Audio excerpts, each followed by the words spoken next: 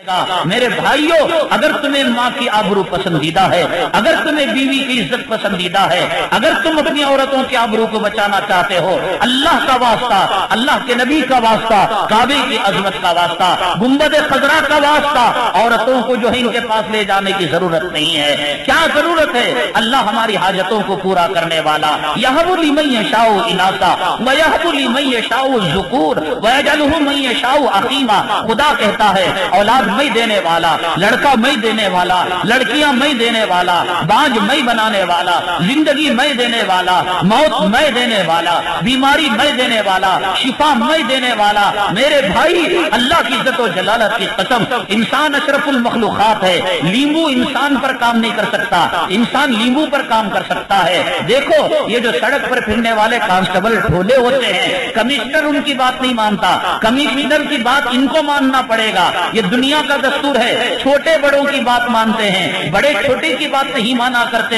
یہ اللہ کا دستور ہے، یہ اللہ کا قانون ہے۔ ان الدنیا خلقت لکم وانکم خلقتم للآخرہ۔ یہ پوری دنیا تمہارے لیے پیدا کی گئی ہے، یہ سورج تمہارے لیے، یہ چاند تمہارے لیے، یہ زمین تمہارے لیے، یہ آسمان تمہارے لیے، یہ ستارے تمہارے لیے، یہ زمین و آسمان کا نظام تمہارے لیے۔ فرشتوں جیسے معصوم مخلوق وہ ہماری خادم ہیں۔ ہم دعا کرتے ہیں تو وہ آمین کہتے ہیں، ہم درود پڑھتے ہیں، وہ اتنے خادم ہیں کہ ہمارے درود کو جو ہے گنبد خضرا تک پہنچاتے ہیں، ہمارے نام اعمال کو خدا کے عرش تک لے جاتے ہیں۔ ایسی نورانی مخلوق لا یعصون اللہ ما امرہم، چاہ کر بھی وہ گناہ نہیں کر سکتے، وہ ہماری خدمت کر رہے ہیں۔ تو ہماری قسمت کو لیمو بگاڑے گا، ہماری قسمت کو لیمو چمکائے گا، ہماری اولاد ناریل دے گا۔ ارے دماغ خراب ہے، یہ ناریل خدا کی چھوٹی مخلوق ہے انسان کے سامنے، یہ لیمو چھوٹی مخلوق ہے، یہ پیپر چھوٹی مخلوق ہے، یہ پلیتا چھوٹی مخلوق ہے۔ انسان ناریل کو استعمال کر سکتا ہے، ناریل انسان کی قسمت کو نہیں بدل سکتا۔ انسان جو ہے لیمو کو استعمال کر سکتا ہے، لیمو بچہ نہیں دے سکتا۔ یہ سب شیطانی ہتھ کنڈے ہیں، یہ سب عزت و آبرو کو لٹانا ہے، یہ عقیدے کو خراب کرنا ہے، یہ ایمان کو خراب کرنا ہے۔ میرے بھائی، یہ سب شیطانی ہتھ کنڈے ہیں۔ اللہ تعالیٰ دینے والا ہے، اللہ نے کبھی دینے سے منع نہیں کیا، وہ اچھوں کو بھی دیتا ہے۔ بعض لوگ کہتے ہیں بھئی ہم گنہگار ہیں، ہم جو ہے مجرم ہیں، ہم داڑھی منے ہیں، ہم بے نمازی ہیں، ہم حرام کا کھاتے ہیں، کیا خدا ہماری سنے گا؟ کیوں نہیں سنے گا؟ جب شیطان کی سنا ہے تو میری اور آپ کی کیوں نہیں سنے گا؟ نبی کے غلاموں کی کیوں نہیں سنے گا؟ پیرانے پیر کے ماننے والوں کی کیوں نہیں سنے گا؟ قرآن پڑھنے والوں کی کیوں نہیں سنے گا؟ اے اللہ، ہم گنہگار صحیح، ہم مجرم صحیح، ہم دغاباز صحیح، ہم مکار صحیح، ہم عیار صحیح۔ اے خدا، بندے تو تیرے ہیں، امتی تو تیرے نبی کے ہیں۔ اگر تیرا در بند ہو جائے گا، دنیا میں کون سا در ہے جہاں ہماری مرادیں پوری ہوں گی؟ تو ہی تو بتا دے، دنیا میں کون سا در ہے جہاں ہمیں اولادیں مل سکتی ہیں؟ اے خدا، تو نہیں دے گا تو کون دے گا؟ جناب محمد رسول اللہ صلی اللہ علیہ وسلم کے پاس ایک صاحب آئے، مایوس ہونے کی ضرورت نہیں۔ کیوں جاتے ہو غیروں کے پاس؟ کوئی ہمارے دکان کو نفع نہیں دے سکتا، کوئی ہمارے دکان کو نقصان نہیں پہنچا سکتا، کوئی ہماری اولاد کو نہیں مار سکتا۔ وہ چاہے جوانی میں لے لے، وہ چاہے بڑھاپے میں زندگی دے دے، وہ چاہے دیوانوں کو دے دے، وہ چاہے فقیروں کو نواز دے، وہ چاہے امیروں کو مجبور کر دے، وہ جو چاہتا ہے۔ اس کے قدرت کے کرشموں کا کیا کہنا، اس کے کھیل کا کیا کہنا، اس کے تماشے کا کیا کہنا، اس کے جو ہے مشیت کا کیا کہنا؟ کون خدا کی مشیت کو لگتا؟ حضرت عیسیٰ علیہ السلام، اللہ نے ہر پیغمبر کو معجزہ دیا۔ حضرت یوسف علیہ السلام کو حسن دیا، حضرت موسیٰ علیہ السلام کو لاٹھی دی، حضرت یعقوب علیہ السلام کو سننے کی طاقت دی۔ اللہ تعالیٰ ہر پیغمبر کو ایک معجزہ دیا نہیں دیا؟ حضرت عیسیٰ علیہ السلام کا کیا معجزہ تھا؟ اندھوں کے آنکھوں پر ہاتھ پھیرتے تو بینائی مل جاتی، لنگڑے کے پیر پر ہاتھ پھیرتے تو وہ چنگا ہو جاتا۔ وہ جو ہے جزام کا طاعون کا مرض ہے، اس کے اوپر ہاتھ پھیرتے وہ صحت یاب ہو جاتا۔ حتیٰ کہ کبھی مردے کو کہتے کہ قم بإذن اللہ، اللہ کے حکم سے اجازت سے کھڑا مردہ زندہ ہو جاتا تھا۔ یہی عیسیٰ علیہ السلام آپ کو جو ہے، آپ کے جو دشمن تھے انہوں نے آپ کو گھیر لیا، پھانسی کا پھندا لگا رہے ہیں، آپ کو قتل کرنا چاہ رہے ہیں۔ جو عیسیٰ علیہ السلام اندھوں کو بینائی دیا کرتے تھے خدا کی مشیت سے، جو عیسیٰ علیہ السلام لنگڑوں کو چنگا کیا کرتے تھے، جو عیسیٰ علیہ السلام جذام اور طاعون کے مریضوں کو اچھا کیا کرتے تھے، حتیٰ کہ جو عیسیٰ علیہ السلام قبر میں پڑے ہوئے مردے کو ہم بسم اللہ کہہ کر جگایا کرتے تھے، پھانسی کے پھندے کو خدا کی مشیت کے بغیر نہیں ہٹاتے۔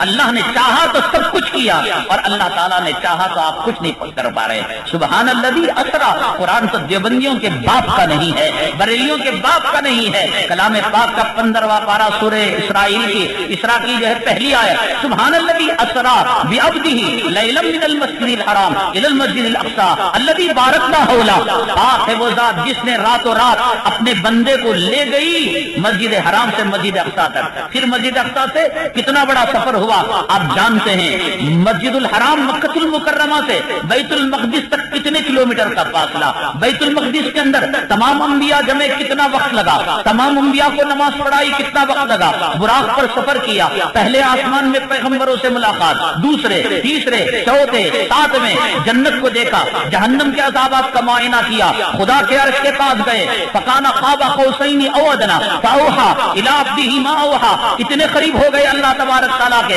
جتنا کہ تیر اور کمان ہوتا ہے، اتنا سب کچھ ہوا، اتنا سب کچھ ہوا، اتنا سب کچھ ہوا۔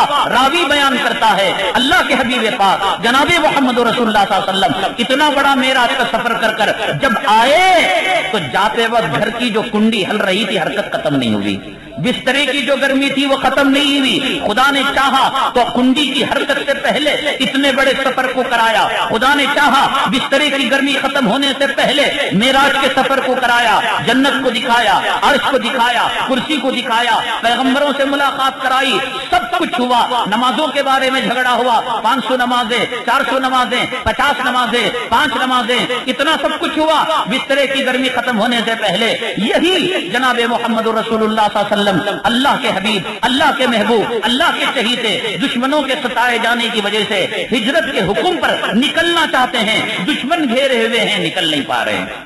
خدا نے چاہا تو راتوں رات آسمانوں کی سیر کر لی، خدا نے نہ چاہا تو گھر دشمنوں نے گھروں گھیر لیا، آپ گھر سے نہیں نکل پا رہے ہیں۔ غار ثور کے اندر پناہ لے لیا، کسی جو ہے درخت کے اندر پناہ لے لی۔ سراخا نے کہا اس جو ہے محمد صلی اللہ علیہ وسلم کو جو پکڑے گا اسے 1000 اونٹ کا انعام ملے گا۔ غار ثور تک دشمن چلے گئے۔ صدیق اکبر نے فرمایا کہ دشمن دیکھ رہے ہیں، اللہ کے حبیب نے فرمایا لا تحزن ان اللہ معنا، کوئی تعویذ نہیں ہے، کوئی بندش نہیں ہے، کوئی پلیتا نہیں ہے، کوئی عامل کا کام نہیں ہے۔ آقا فرماتے ہیں خدا ہے تو خدا کی نصرت ہمارے ساتھ ہے۔ لا تحزن ان اللہ معنا، یہ اللہ تعالیٰ کی مشیت ہے میرے بھائی، یہ اللہ تعالیٰ کی نصرت ہے۔ اللہ تعالیٰ کی قدرت سے مایوس ہونے کی ضرورت نہیں۔ اللہ کی قسم، اللہ کی قسم، اللہ جب چاہے گا دے گا، اللہ جب چاہے گا نہ دے گا، اللہ نہ چاہے۔ حضرت ابراہیم علیہ السلام اپنے باپ کو کچھ نہیں کر پائے۔ حضرت نوح علیہ السلام کے سامنے بیٹا ڈوب رہا تھا، ارکب معنا، سوار ہو جا ہمارے ساتھ۔ قال صاحبی الی جبل یعصمنی من الماء، اے بوڑھے تیرا دماغ خراب ہو گیا ہے، میں پہاڑ پر چڑھ کر پناہ لے لوں گا۔ لا عاصم اليوم من امر اللہ الا من رحم، بات چل رہی تھی باپ بیٹے کے سامنے۔ کلام پاک کا 13واں پارہ سورہ ہود، اللہ فرماتے ہیں وحال بینہم الموج فکان من المغرقین، باپ بیٹے کی بات چل رہی تھی، درمیان میں موج آ کر بیٹا غرق ہو گیا۔ نوح علیہ السلام بیٹے کو پناہ جو ہے پناہ نہیں دے سکے، بچا نہیں پائے۔ لوط علیہ السلام کی بیٹی تباہ ہو گئی، بیوی تباہ ہو گئی، اللہ کے عذاب کا شکار ہو گئی۔ حضرت لوط علیہ السلام اپنی بیوی کو بچا نہیں سکے۔ بچانا چاہا، اللہ نے کیسے بچایا؟ تباہ کرنا چاہا تو آنکھوں کے سامنے بیٹے کو تباہ کر دیا، تباہ کرنا چاہا تو نوح علیہ السلام کے سامنے قوم کو تباہ کر دیا۔ نوح علیہ السلام کے زمانے میں ایک بڑھیا رہتی تھی، وہ جھوپڑی میں رہا کرتی تھی۔ نوح علیہ السلام نے کہا جا کر بڑھیا سے، اما جان تم کلمہ پڑھی ہوئی ہو، آ جاؤ جتنے کلمہ پڑھے ہیں ہم اس کو کشتی میں سوار کرتے ہیں۔ اما جان نے کہا دیکھو میں بوڑھی ہوں، اتنی دیر تک کشتی میں نہیں بیٹھ سکتی، بیٹا ایک کام کرنا، جب کشتی چلنے کے قریب ہو تو آ کر مجھے یاد دلانا۔ تو حضرت نوح علیہ السلام نے کہا اما جان ٹھیک ہے۔ تو ہر جانور کے جوڑے کو رکھ لیا، پورے مومنوں کو رکھ لیا، پورے مسلمانوں کو رکھ لیا۔ اللہ کا عذاب آیا طوفان کی شکل میں، حضرت نوح علیہ السلام کی کشتی نکل پڑی۔ حضرت نوح علیہ السلام اس بڑھیا کو بھول گئے اور انہوں نے یہ سمجھ لیا کہ بڑھیا نیست و نابود ہو گئی، اب خدا کو میں کیا جواب دوں گا۔ تو چنانچہ جودی مقام پر جو ہے وہ کشتی رک گئی، پانی تھم گیا۔ حضرت حضرت نوح علیہ السلام ڈرتے ڈرتے قدم کانپتے کانپتے تھر تھراتے آئے بڑھیا کی جھوپڑی کے پاس، دیکھا کہ بڑھیا کی جھوپڑی پر ایک قطرہ پانی نہیں لگا ہے، تو پوچھا کہ بڑھیا کیا ماجرا ہے؟ کہا ہم نے پانی کو دیکھا ہی نہیں، بچانا چاہا تو جھوپڑی کے اندر بڑھیا کو بچا لیا، اور تباہ کرنا چاہا تو نوح علیہ السلام کے سامنے بیٹے کو تباہ کر دیا۔